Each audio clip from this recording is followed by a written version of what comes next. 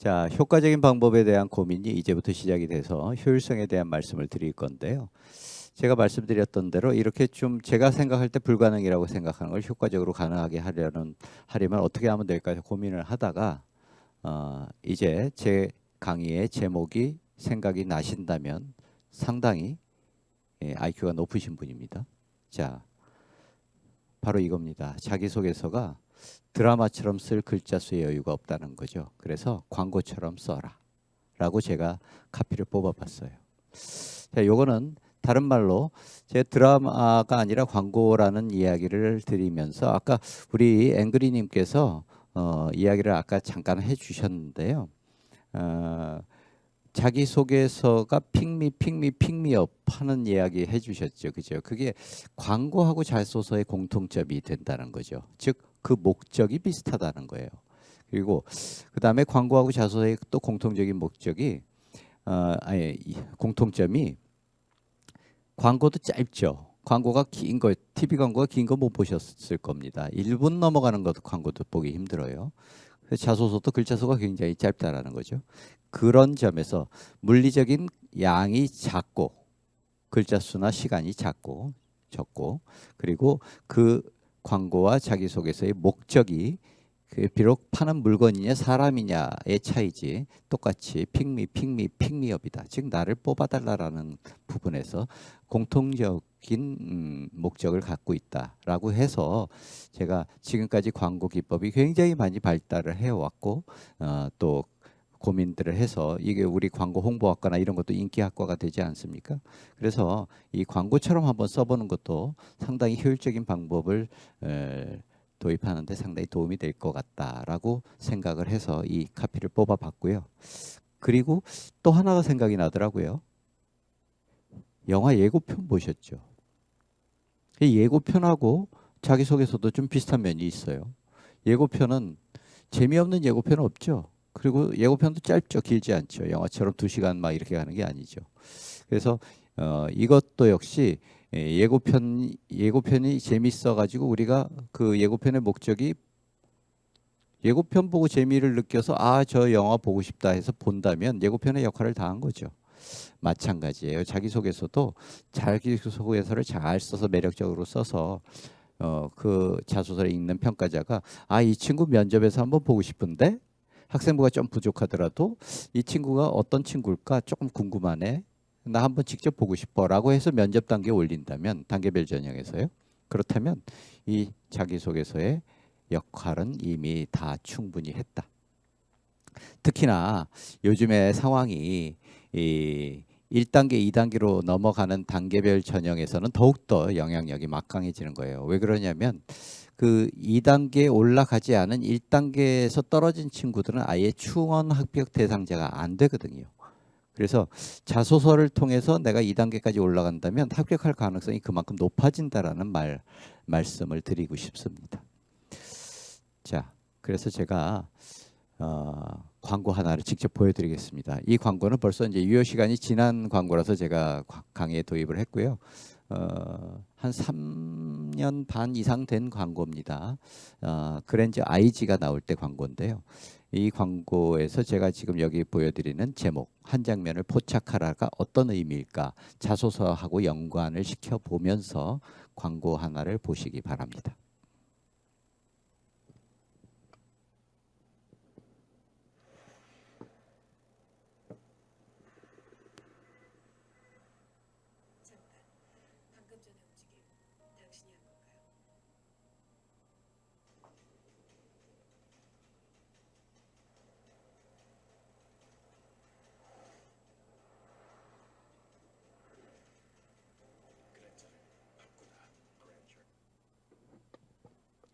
자, 이 한 장면을 포착하라죠. 자, 여기서 제가 하나 말씀을 드릴게요. 광고하고 자소서를 한번 비교를 해보겠습니다. 저 그랜저를 만들 당시 현대자동차가 자랑하고 싶은 게 많을까요, 적을까요? 어떻게 생각하세요? 많을 것 같죠. 굉장히 많아서 많이 팔고 싶으니까 광고도 만들었을 거고, 그죠? 그랬는데 이 광고에다 그 많은 자랑거리가 있던가요? 없어요. 하나도 없어요. 딱 하나 보여준 게 뭐냐면 자율주행 포착하는 모습을 보여준 거예요. 그 장면을 그냥 보여준 거예요.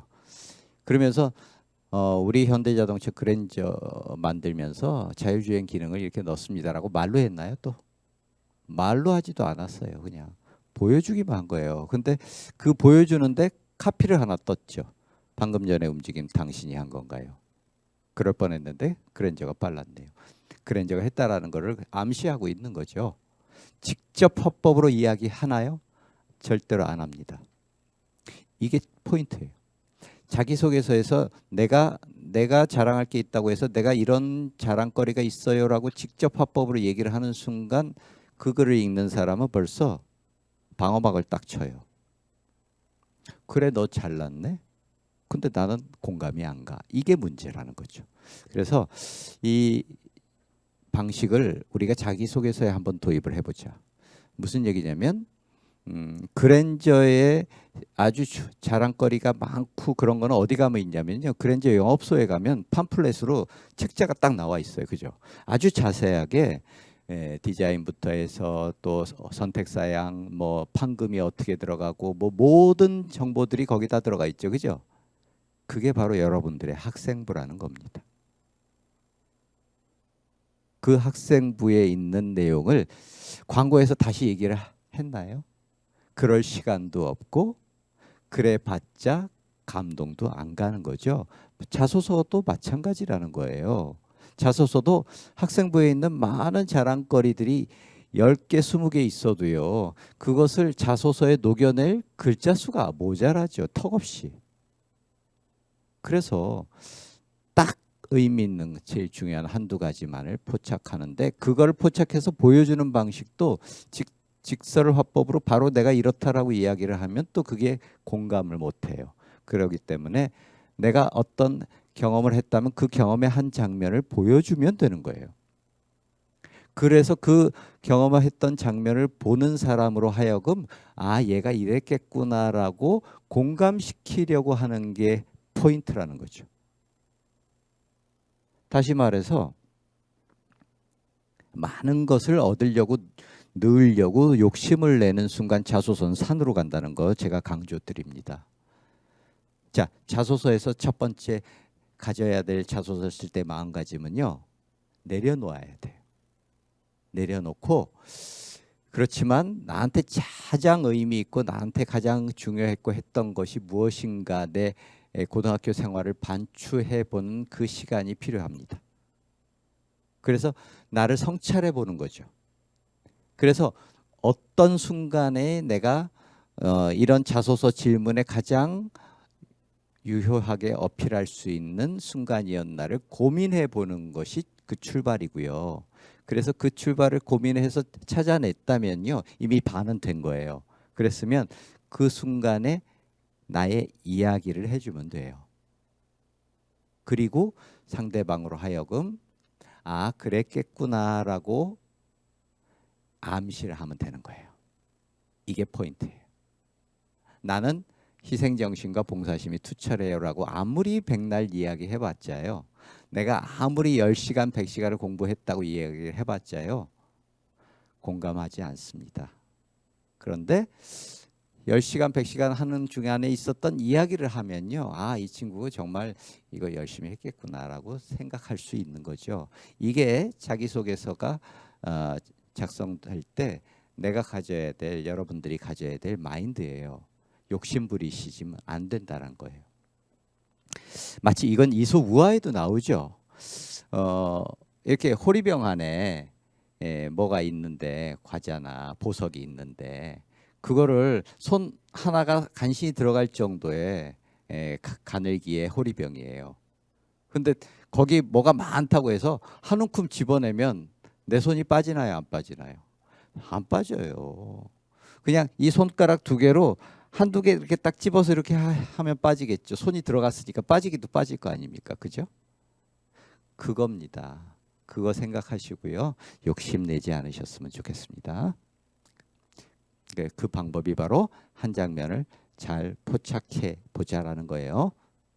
자, 그러면 이 자소서 문항을 조금 더 세부적으로 들어갈게요. 1번의 주제가 학업이죠. 2번은 활동이죠. 3번은 전문 용어로 배나 협갈, 인성. 인성. 자, 이게 이제 주제고요. 그 다음에 이제 써라 하는 내용은 노력과 경험이죠. 그럼 소재가 되겠네요. 그죠? 그리고 의미 있는 활동을 써라 그랬죠. 인성은 어떤 거를 들으려고 그랬어요? 아예 사례를 들라고 딱 못을 박았죠. 이걸로 끝나면 되냐? 그러면 반쪽짜리 저서라는 거죠. 뭐가 나와야 되죠? 바로 전문 용어로 배너, 배우고 느낀 점. 이게 나와야 되죠. 자, 그럼 이 세 가지 주제, 소재, 배너 중에서 자소서 키워드 1번이 뭐라 그랬어요? 키워드 1번이 뭐라 그랬어요? 차별화. 자, 그 차별화가 어디 있느냐? 어디서 차별화가 되느냐? 바로 소재에서 차별화가 되는 거예요. 자, 근데 그 차별화되는 소재를 쓰는 방향이 어떻게 써야 되느냐? 제가 아까 한 장면을 포착하자 그랬죠.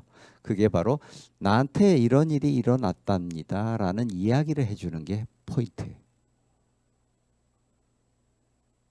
나 이렇게 잘났어요가 포인트가 아니라 나한테 이런 일이 있었답니다 라고 보여주는 게 포인트예요. 이야기를 들려주는 게 포인트예요. 차별화했을 때 남과 다른 구체적인 내 이야기라고 그랬죠. 바로 그거예요. 그게 차별화가 되는, 이 소재가 차별화가 되는 거예요. 그럼 이 내게 이런 일이 있었어요 라는 이야기를 어떤 식으로 구현을 해낼 것이냐. 어느 쪽으로 가야 될 것 같습니까? 결과일까요? 과정일까요? 그렇죠. 프로세스가 나와야 돼요. 과정이 드러났어. 자, 그 다음 무엇을 보여주는 게 좋을까요? 어떻게 했다라는 걸 보여주는 게 좋을까요? 어떻게 했다라는 걸 보여주는 게 좋겠죠. 그 다음에 팩트를 보여주는 게 좋을까요? 내가 그 팩트 안에 있었던 이야기를 해주는 게 좋을까요? 이야기를 해주는 게, 이야기가 바로 영어로 스토리죠. 자, 그 다음 경험한 사실을 나열하고 설명하고 주장하는 게 좋을까요? 아니면 내 모습을 이야기하는 게 좋을까요? 당연히 이야기하는 게 좋습니다. 자, 그래서 여기서 내 모습을 이야기하는 게 차별화라는 겁니다. 다시 한번 꼭 제가 세뇌하듯이 지금 여러 번 얘기 드리는데 이야기입니다. 자, 그러면 이제 여러분들이 한번 바꿔볼까요? 긴 시간 동안에 여러 가지를 나열하고 설명하고 주장한다고 글을 읽는 사람이 공감하고 동의하지 않습니다. 자, 그러면 이거를 어떤 방향으로 바꿔야 될까요? 반대로 바꾸면 되겠죠. 그러면 짧은 순간에 한 장면을 이야기하라는 거죠. 이게 핵심이에요. 자, 이거를 자꾸 시간을 길게 들여서 내가 했던 게 많으니까 이 시간에 많은 이야기를 다 하려고 하다 보면 나열 설명 주장이에요. 이거를 시간을 좁히는 게 이게 포인트입니다. 자, 그래서 대부분의 친구들이 내가 물리 공부를 많이 했어, 뭐 화학 공부를 많이 했어, 생물 공부 많이 했어, 그냥 이렇게 쓰죠. 직설 화법이에요, 이거. 그런데 말입니다. 저렇게 이야기한다고 공감되나요? 문제는 그게 공감이 안 된다는 거예요. 이건 팩트죠, 그냥. 그리고 공감도 안 되는 팩트예요. 그냥 나는 주장을 했을 뿐이고, 그리고 글을 읽는 사람은 공감을 안 할 뿐이고, 이렇게 되는 거죠. 자, 그래서 이걸 어떤 식으로 바꿀까요? 이거 제가 바꾼 게 아니라 제가 컨설팅했던 어떤 친구가 바꾸었어요. 어떻게 바꿨는지. 자, 매직이 일어나죠. 사고의 방향을 바꿔야 됩니다. 이 친구를 어떻게 보여줬을까요? 짧은 순간에 한 장면을, 아까 제가 말했죠. 이야기하라 그랬죠. 이 짧은 순간에 한 장면을 이야기하는 방향으로 바꾸려면 어떻게 하면 될까요? 이 친구한테 일어났던 어떤 이야기를 해주면 되겠네요. 자, 그게 뭘까요? 어떤 식으로 이 친구는 이런 식으로 바꿨어요. 너는 왜 맨날 물리만 공부해? 라고 친구가 말했어. 이거는 이 친구가 겪었던 어떤 장면이 있죠. 한 장면이죠. 그죠? 이렇게 말을 했어요. 자, 이 친구는 지 입으로 내가 물리 공부 많이 했다는 얘기 안 했죠. 그죠? 그런데 친구가 나한테 이런 얘기를 했다라고 이야기를 해줌으로써 나는 물리 공부를 많이 했다라는 메시지를 이미 두 가지 다 들어가 있는 거예요. 그런데 왼쪽처럼 말했을 때 공감을 못하지만 오른쪽처럼 이야기한 친구의 글을 읽고는 아, 얘 많이 했겠구나. 얘 진짜 물리책만 들고 있었겠네. 라는 공감이 되지요. 이 비밀의 포인트는 바로 인용입니다. 따옴표예요. 인용을 함으로써 이 친구가 있었던 그 장면으로 글을 읽는 사람을 끌고 와서 보여주는 효과가 있어요. 그러면 사람이 어떨 때 믿냐면요. 백날 주장한다고 안 믿습니다. 사람이 믿을 때는 내가 내 눈으로 본 걸 믿는 거예요. 그런데 인용은 내가 내 눈으로 본 것 같은 착각을 하게 해요. 그렇게 느끼신다면 저하고 생각을 공유하시는 거예요. 이해 가시는지 모르겠습니다. 예. 그런데 지금 중요한 거는 많은 친구들이 왼쪽으로 갑니다. 왜? 그게 제일 편하니까. 고민할 거 없이 그냥 나는 직설화법으로 얘기를 하는 게 제일 편하니까. 그런데 그렇게 쓰는 게 자소서에서는 결코 바람직하지 않은 이유는 바로 공감이 안 된다는 부분이고요. 그리고 그 공감이 이루어져야 평가자가 내 글의 진정성과 내 글을 읽고 뭔가 하나 남는 게 있는 거예요. 자, 입학사정관들이 자기소개서를 평가를 할 때 원래 입학사정관들이 평가하는 평가 원칙이 다수에 의한 다단계 평가인데 그 얘기는 엄청나게 많은 서류를 읽어야 한다라는 의미거든요. 그러면 하나의 사정관이 서울대가 입학사정관이 제일 많은 대학이 26명밖에 없어요. 그런데 다른 대학은 어떤 상황이 말이 안 되죠. 자, 그런데 경쟁률이 10대 1만 되더라도 가령 1000명을 뽑는데 10대 1만 되더라도 10,000명의 서류를 봐야 된다는 이야기가 되는 거고요.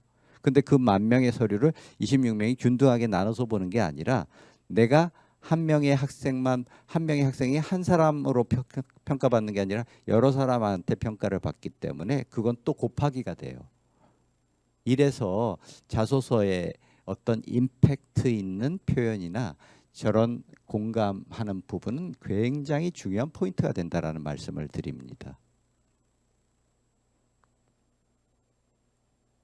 자, 두 번째 방법, 효율성에 대한 이야기는 했으니까 이제 체계성에 대한 이야기를 드리겠습니다. 자소서를 그냥 주먹구구식으로 질문만 읽고 그냥 바로 이야기를 한다? 이것도 참 어려운 거예요. 이걸 이렇게 쓰면 어떤 상황이 발생을 하냐면요. 내가 공들여서 쓴 내 자소서 나중에 고치려면 너무 아까운 거예요. 못 고쳐요. 그래서 이거를 체계적으로 쓰면 어떤 좋은 점이 있냐면 내가 지원한 학과가 약간 달라졌다 또는 내가 생각했던 글감이 이것 말고 더 좋은 게 생각이 났다. 그러면 쉽게 바꿀 수 있는 유연성이 있어야 돼요. 그러려면 어떤 체계적인 방법을 통해야 되는데 이제부터